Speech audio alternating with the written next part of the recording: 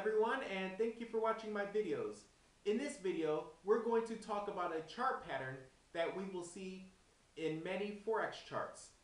And if we can identify this chart pattern as it's happening, and we apply our financial strategies properly, we can make a really good profit. So in this video, I want to discuss with you the cup and handle pattern. Here's what it looks like on a chart. As we can see, it begins with a bullish trend, and as it hits this high, the market reverses in a downward trend. However, it begins to descend in somewhat of a ranging market, and then the bulls pick up more speed and raise the price back up to the previous high. However, it stalls again at the same area on the same price as the first time it stalled. And then we have another downward trend. However, these candles are hovering between the lines of support and resistance in the down channel, and then until that line of resistance is broken, we have a new bullish trend.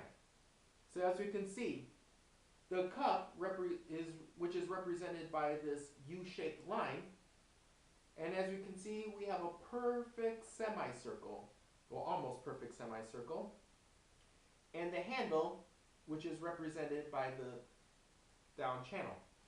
The cup and handle pattern is it tells us that the market is going to be bullish. So we're looking for bullish trend in the future. And also, the older the trend, the more accurate the indicator. So we don't want to look for this pattern on a 15-minute chart or a 30-minute chart. Let's try and look for this let's try and look for this pattern when we are looking at a daily, weekly, or even a monthly chart. Because if this pattern is older, we get a more accurate reading as far as when the bullish trend will begin. So keep that in mind. Also, the cup portion should be longer than the handle portion, as indicated in the chart that I showed you.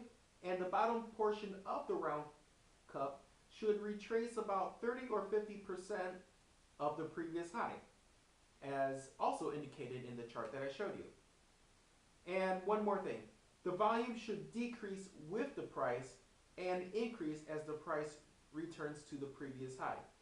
So that's a description of the cup and handle pattern. Now, how does this pertain to Forex?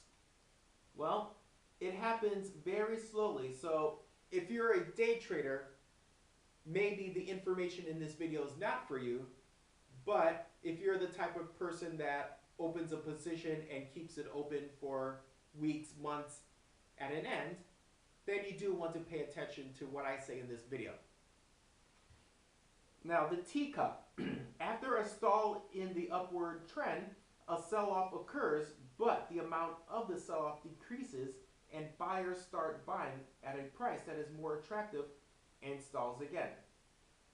This is more an example of a speculative market, and I'll explain how that procedure works later on in this video. And the handle part, after the second stall at the same price as the previous stall, a sharp downturn occurs, completing the handle. So as we can see, in the beginning we have the bullish trend, the price stalls at the high, and then a gradual downturn, and as the price falls, the bears, which are controlling the market, they lose some of that momentum along the way, and then the market ranges. Then the buyers pick up steam to raise the prices again to the second high, and then we have another bear market. But when we draw the down channel on that handle, the so-called handle, we wait for that line of resistance to be broken, and that is our bullish indicator. Now, the reasonable explanation for this activity many investors, they tend to go long after the cup and handle have been completed. So we're waiting here. It's not good to jump in the market because maybe it's not a cup and handle pattern at all. It could be a double top, or it could be a head and shoulders pattern. So go back to the training videos where we talked about these chart patterns, because it may not be a cup and handle pattern at all. So be patient. And there is no known reason why this is a bullish signal, but many investors naturally go long, thus creating an artificial trend. So we're talking about a speculative market. Now, how do we trade this successfully? We can draw a down channel on the handle, as I indicated in that previous chart. And we wait for the line of resistance to be broken. So if you, going back to that chart that I showed you in the beginning, we can see that we must be patient. We must wait for that line to be broken, and even when it is broken, we still want to wait even more because we don't want to lose our profits due to a false breakout. So when that line of resistance has been breached, wait a few candles, or wait some time more, just to make sure that this is a genuine breach and a genuine bullish trend has begun, and that there will be no false breakouts. Okay, so some more information that we need to know about this pattern.